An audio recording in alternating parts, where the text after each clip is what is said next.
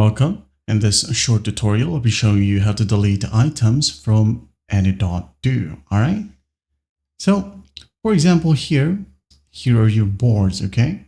If you want to delete a board, for example, this one, I'm just going to tap on it. Now go ahead over to the top right and tap on the three dots. And here, you can just go ahead and tap on archive. And it says here, you will not be able to restore this board. If you're sure, just go ahead and tap on archive. And once done, it's gone.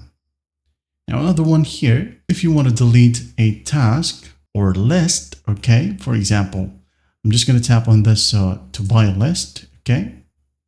Now in here, we have the task. Now to delete one, go ahead and tap on the circle right here besides the task, all right.